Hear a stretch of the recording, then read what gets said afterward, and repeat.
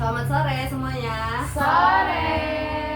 Terima kasih atas responnya. Apa kabar hari ini? Baik sekali. Terima kasih. Nah, karena kita pada sore hari ini akan melakukan salah satu layanan bimbingan konseling, di mana nama layanannya itu adalah pembelajaran karakter cerdas format kelompok atau biasa disingkat dengan PKCKO. Nah, tapi sebelum kita memulai kegiatan kita ini, ada baiknya kita berdoa terlebih dahulu. Di antara kakak-kakak ada yang bersedia untuk memimpin doa? Saya bersedia. Nah, silakan Kak. Sebelum kita memulai bimbingan konseling ini, mari kita berdoa. Ya Tuhan, terima kasih untuk segala berkah yang Kau berikan kepada kami di sepanjang sore ini. Kiranya ya Tuhan, terima kasih untuk hamba-Mu yang telah mau bersedia meluangkan waktunya memberikan kegiatan bimbingan konseling ini ya Tuhan. Berkati bimbingan ini dari awal, pertengahan hingga akhir. Hingga kiranya bimbingan ini berguna bagi kami untuk menambah pengetahuan kami. Menambah kemampuan kami Tuhan, dalam nama Yesus kami berdoa dan mengucap syukur. Amin. Terima kasih kepada kakak yang sudah mau membawakan doa kita pada sore hari ini.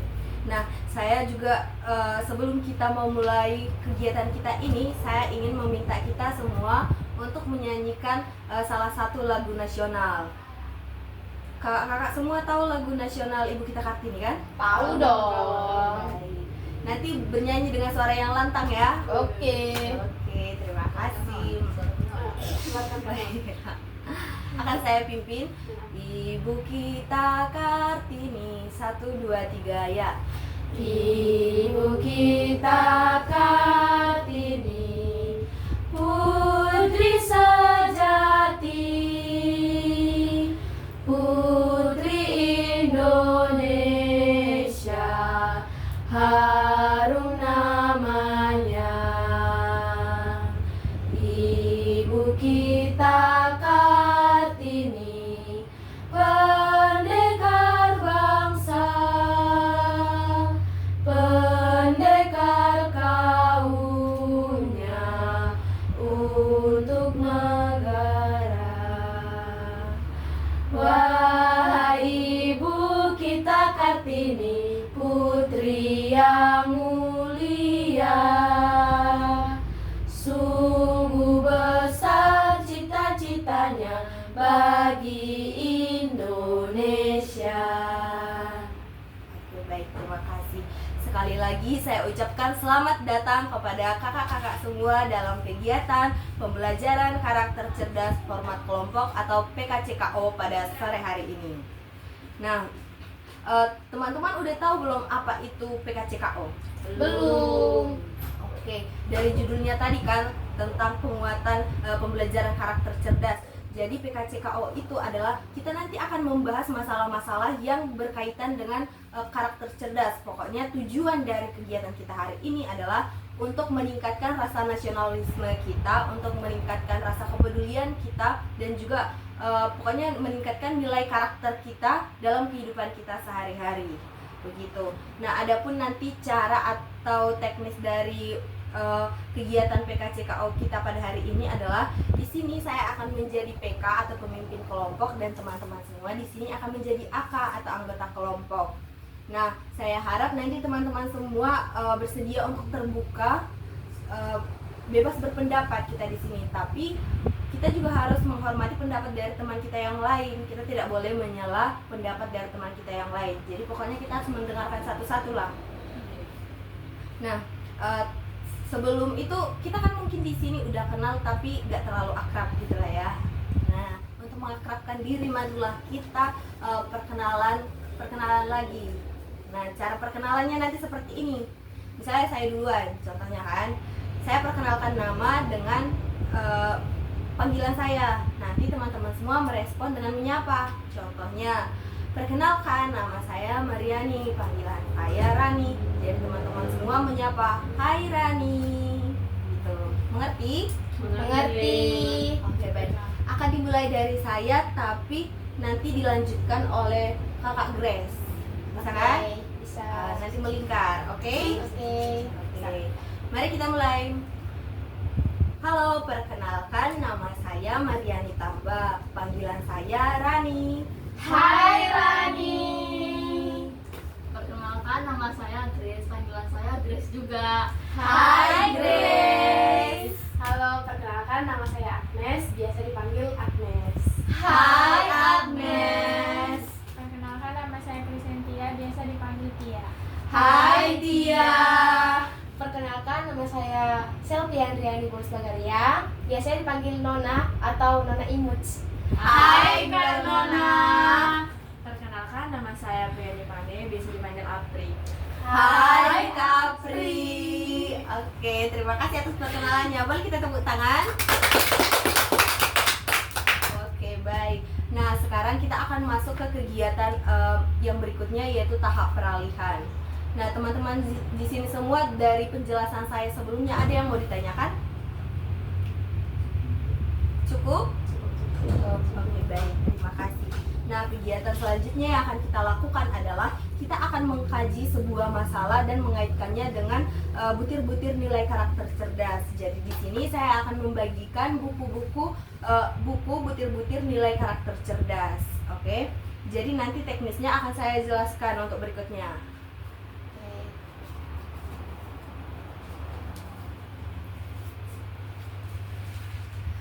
Oke, semuanya sudah menerima kan? Sudah. Oke, baik. Nah, nanti kita akan membahas salah satu masalah yang ada di Indonesia, lalu mengaitkannya dengan nilai-nilai atau butir-butir karakter cerdas yang ada pada buku mulai dari halaman 4 sampai dengan halaman 10. Contohnya nih, kita mengambil satu contoh dulu ya. Contoh kasusnya adalah KDRT atau kekerasan dalam rumah tangga. Tahu kan apa itu KDRT? Tahu. Nah, jadi saya minta teman-teman selama 1 sampai 2 menit untuk membaca dulu buku ini pada halaman 4 sampai 10. Lalu nanti memilih 1 atau 2 atau bahkan lebih butir dalam buku ini yang menyalahi kasus KDRT tadi. Begitu. Mengerti kan? Oke, baik, saya persilahkan. Nanti 1 orang saja yang memberikan pendapat untuk contoh kita ini. Oke, baik teman-teman semua, apakah sudah dapat? Sudah. Oke, siapa yang mau pertama sekali? Ini masih contoh. Oke. Siapa yang mau pertama kali? Oke, silakan Kak Nes. Menurut saya pada poin ke-13, yaitu menjunjung tinggi nilai-nilai kemanusiaan, merupakan suatu pelanggaran dari kasus yang tadi, yaitu tentang KDRT yang tidak menjunjung nilai-nilai kemanusiaan pada istrinya mungkin yang dilakukan oleh suaminya gitu. Oke, baik. Dapat dimengerti kan teman-teman semua? Dapat. Atau kita perlu membuat contoh yang kedua? Tidak, saya langsung aja ke kelasnya Kak. Oke, baik. Oh my god, aku sangat bangga kepada kalian semua. Oke, baik, karena kita selanjutnya akan masuk ke tahap yang ketiga, yaitu pembahasan topik. Nah, adapun kegiatan PKCKO kita pada hari ini adalah topik tugas. Topik tugas artinya bahwa topik yang akan kita bahas pada hari ini berasal dari saya sebagai PK. Oke. Jadi saya di sini akan memilih topik tentang pelecehan seksual. Teman-teman sudah tahu pelecehan seksual? Sudah. Oke, baik. Jadi saya persilahkan teman-teman untuk membaca bukunya kembali mulai dari halaman 4 sampai dengan halaman 10. Butir mana saja yang menyalahi kasus pelecehan seksual. Saya persilahkan. Oke, baik teman-teman semua, apakah sudah mendapatkannya?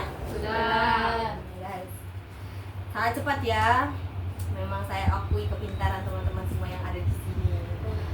Nah, tapi saya ingin bertanya dulu, siapa yang paling cepat? Dia yang pertama. Siapa yang mau menjelaskan butir mana yang menyalahi kasus pelecehan? Saya. Oke, silakan Kak Apri. Di sini saya mengambil butir yang 26, di mana dia tidak boleh memaksakan kehendak kepada orang lain. Ya, kalau pelecehan itu pastinya salah satu ada yang nggak mau dan salah satu itu memaksakan kehendak yang si korban ini, jadi terjadilah pelecehan. Kalau misalnya yang nggak dipaksa si pelaku ini, pasti si korban nggak terjadi gitu. Oke, baik. Yang lain? Oke, silakan. Menurut saya pada poin nomor 2 yang berisi manusia Indonesia percaya dan takut terhadap Tuhan Yang Maha Esa sesuai dengan agama dan kepercayaannya masing-masing. Menurut dasar kemanusiaan yang adil dan beradab merupakan dari kasus tadi merupakan pelanggaran bagi poin tersebut karena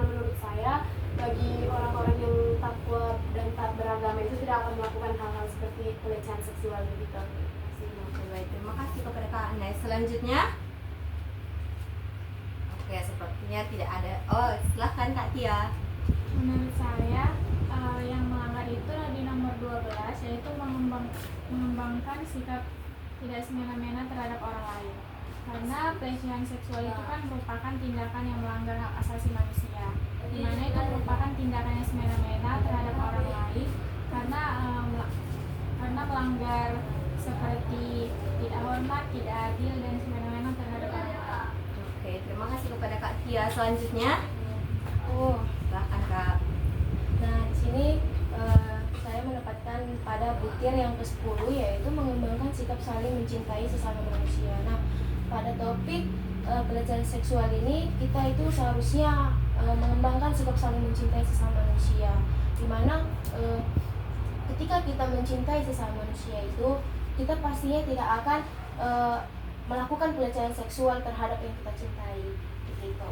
Baik, terima kasih kepada Kak Nona. Yang terakhir, Di nomor 15, Kak, kalau itu berani membela kebenaran dan keadilan. Kalau berani membela kebenaran dan keadilan, berarti tidak ada pelecehan. Tidak, pelaku mungkin kayak tidak berani lah membela. oke, terima kasih kepada Kak Grace. Nah, kita kan sudah membahas tentang butir mana yang melanggar lah kasus pelecehan tadi. Apakah mungkin masih ada pendapat dari kakak-kakak sekalian? Atau sudah cukup? Sudah cukup. Oke, terima kasih. Nah, karena kita kan sudah membahas mengenai kesalahan itu melanggar butir yang mana. Nah, kita sekarang di sini karena ada masalah, berarti kita butuh solusi dong. Iya. Oke, nah untuk solusinya kakak-kakak nanti bisa membaca mulai dari halaman 12 sampai dengan 15. Jadi sama seperti yang tadi, kakak-kakak akan memilih satu atau lebih butir mana yang bisa menangani solusi pelecehan tadi. Oke, saya akan memberikan waktu 1 sampai 2 menit. Silahkan. Sudah dapat kakak-kakak semua? Sudah semua? Sudah. Oke, baik, berarti bisa kita mulai ya. Sekarang dimulai dari siapa dulu? Aku. Silakan Kak. Nah, di sini saya dapat poin, yaitu pada nomor 9 untuk solusinya itu ada bertanggung jawab. Nah, ketika kita sudah melakukan pelecehan seksual, kita itu harus bertanggung jawab apa yang telah kita lakukan. Dan itu juga termasuk bertanggung jawab itu sudah melakukan yang baik ya, karena pelecehan seksual itu kan tidak baik. Jadi bertanggung jawab itu harus kita lakukan agar korban yang telah dilecehkan dapat merasa adil gitu. Baik, itu saja Kak. Iya. Terima kasih kepada Kak Nona. Selanjutnya ada lagi? Silakan Kak Hanes. Baik, menurut saya solusi yang dari poin yang dapat saya ambil tadi itu pada nomor 2 juga, yang berisi melaksanakan perintah dan menjauhi larangan Tuhan sesuai dengan agama yang dianut, yaitu berbuat kebaikan, kebajikan, dan menghindari berbuat salah atau kejahatan. Menurut saya itu merupakan salah satu solusi dari masalah yang kita bicarakan, karena seperti yang kita ketahui pada 10 perintah Allah di agama Kristen itu ada dituliskan jangan berbuat cabul. Jadi menurut saya bagi orang-orang yang betul-betul memahami itu tidak akan melakukan perbuatan tadi. Terima kasih. Terima kasih kepada Kak Hanes. Selanjutnya, Aku silakan Kak Grace. sini solusinya ada berpikiran maju. Kalau si pelaku tidak berpikiran maju, berarti tidak mungkin dia melakukan pelecehan. Ya, betul sekali. Terima kasih kepada Kak Grace. Selanjutnya, ya silakan Kak Tia. Menurut saya solusi yang dapat diambil itu di nomor 23, yaitu sabar atau mengendalikan diri. Alasannya karena jika seseorang itu bisa mengendalikan nafsunya, mungkin pelecehan itu tidak akan terjadi. Oke, baik, terima kasih kepada Kak Tia. Selanjutnya terakhir Kak Apri nih. Saya mengambil poin yang nomor 7, di mana berbuat atas dasar kebenaran. Pelecehan itu kan pasti hal yang memang nggak paling dibenarkan. Sekarang pun adanya dilakukan pelecehan, tapi karena hukumnya ini jadi yang salah pun dibenarkan. Jadi seharusnya tuh kayak yang salah tuh harus salah, yang benar tuh harus benar. Ya kayak itulah. Oke, baik, terima kasih kepada pendapat Kak Apri. Nah, sekarang kan kita sudah tuntas membahas mengenai apa sih poin berapa topik ini menyalahi butir yang nomor berapa dan bagaimana solusinya. Kan sudah tuntas ya? Iya. Nah, tapi di sini saya perlu menyimpulkan dari kegiatan kita hari ini. Betul sekali seperti pendapat dari teman-teman bahwa pelecehan seksual itu sangat menyalahi butir-butir nilai karakter cerdas tersebut. Jadi kalau ada orang yang melakukan pelecehan, berarti dia itu udah nggak berkarakter lagi lah, bisa dibilang. Dia udah melanggar aturan Tuhan, dia udah melanggar aturan hukum yang ada di Indonesia. Dia juga orangnya pasti orang yang bukan berpikiran maju lah. Dia juga pasti orang yang tidak mencintai sesama manusia, seperti itu. Nah, dari solusi-solusi yang sudah dijelaskan oleh kakak-kakak juga sangat benar ya, bahwa orang yang melakukan pelecehan seksual itu perlu mengingat lagi kepada Tuhan yang Maha Esa. Dia perlu mendekatkan diri lagi kepada Tuhan yang Maha Esa. Dia itu harus melakukan kebenaran lah, dia harus melakukan keadilan. Dia juga harus bisa, mindset dia itu harus maju lagi lah, jangan ketinggalan zaman. Orang yang ketinggalan zaman pasti yang melakukan kesalahan-kesalahan tersebut, seperti itu.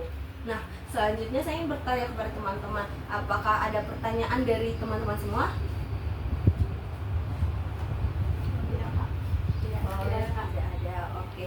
Tapi saya di sini sebelum kita menutup kegiatan kita, saya perlu mendengarkan tanggapan dari kakak-kakak mengenai topik kita hari ini. Ibaratnya nih, contohnya misalnya tanggapan saya ini kayak komitmen juga lah dalam diri kita. Misalnya saya tidak akan melakukan pelecehan, saya akan melaporkan orang yang melakukan pelecehan, seperti itu. Saya akan membela korban pelecehan, seperti itu. Sudah mengerti? Oke, baik. Dimulai dari siapa? Dari kanan lah dulu. Bagaimana Kak Grace? Kalau saya mendapatkan pelecehan, saya akan lapor ke pihak yang kayak polisi gitu. Oke. Agar diapakan. Ya. Dikasih solusi Iya, begitu lah, dikasih ya solusi. kan? Iya, betul sekali seperti pendapat dari Kak Grace ini, karena banyak sekali orang yang mendapatkan pelecehan itu dia malah menutup diri karena dia menganggap dia itu udah buruk, iya, udah seperti aib lah untuk diri dia sendiri.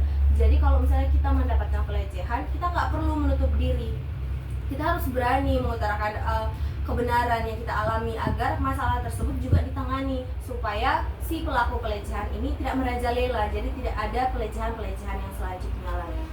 Oke, selanjutnya Kak Anes. Menurut saya, kalau misalnya bukan kita yang dilecehkan tapi kita tahu ada orang terdekat kita yang dilecehkan, itu menurut saya ada sebagian orang itu memilih diam gitu, tidak mau ikut campur gitu kan. Jadi menurut saya kita harus membantu korban untuk menyampaikan, seperti yang bilang Kak Grace tadi, yang membantu korban untuk menyampaikan gitu, biar dia nggak takut dan memberikan semangat kepada korban agar dia tidak menutup diri gitu. Oke, betul sekali seperti yang dibilang Kak Ades ya, kita harus mendukung orang yang jadi korban pelecehan. Selanjutnya Kak Tia. Menurut saya dari kasus pelecehan ini kan melanggar hak asasi manusia. Jadi kayak misalnya kalau ada korban pelecehan, dia kan pasti akan menutup diri. Jadi cara kita mungkin mendekatkan diri kepada dia untuk mengetahui apakah dia mendapat perlakuan itu atau tidak. Dan mungkin kalau kayak kita sebagai anak muda zaman sekarang, kalau bisa mungkin lebih ke hati-hati atau waspada untuk menghindari kasus-kasus seperti itu. Ya, baik, terima kasih kepada Kak Tia. Selanjutnya Kak Nona, bagaimana Kak Nona? Udah semua ya, tanggapannya udah diambil ya kan? Ya. Udah semuanya, udah disimpulkan. Kalau dari aku sih, kita itu harus, misalnya aku ya menjadi korban nih, kita harus berkata apa adanya. Tapi kita itu harus juga terbuka kepada kedua orang tua dulu lah ya kan. Seharusnya kita terbuka kepada orang tua kalau misalnya kita udah ditinggalkan, udah dilakukan kayak pelecehan seksual. Nah terus lanjutin lagi, kita lapor kepada polisi, pihak berwajib, agar ditindaklanjuti kepada pihak berwajib agar si pelaku itu dapat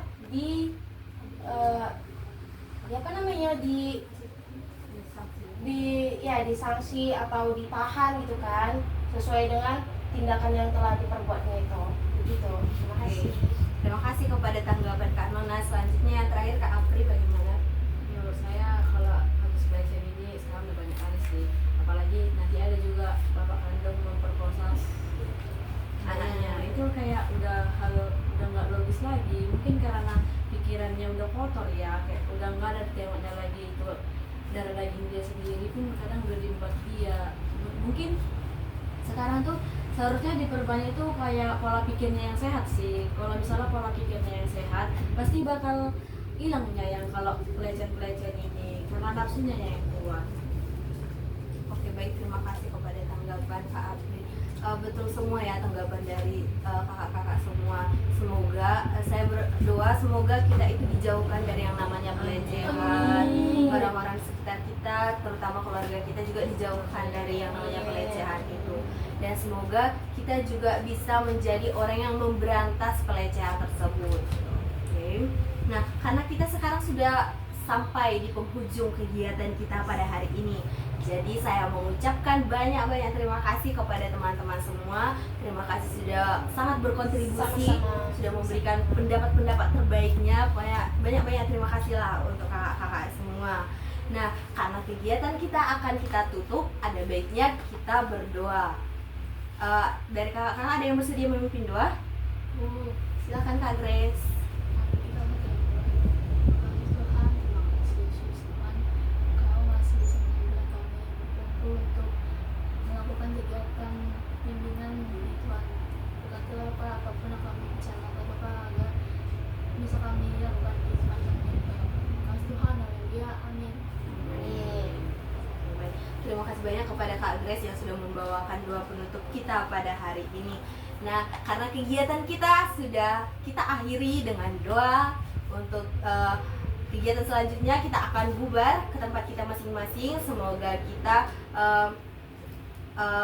aman dalam perjalanan kita. Semoga juga perkuliahan kita, sekolah kita dilancarkan oleh Tuhan Yang Maha Esa. Oke, sebelum kita benar-benar bubar, ada baiknya kita bernyanyi lagu Sayonara. Kakak-kakak tahu lagu Sayonara kan? Tahu. Oke, baik. Saya pimpin ya. Iya. Sayonara 1 2 3 ya. Sayonara, sayonara, sampai berjumpa lagi. Sayonara, sayonara, sampai berjumpa lagi. Buat apa susah, buat apa susah, susah itu tak ada gunanya. Buat apa susah, buat apa susah, susah itu tak ada gunanya. Oke, baik. Tepuk tangan. Terima kasih sekali lagi saya ucapkan kepada kakak-kakak semua.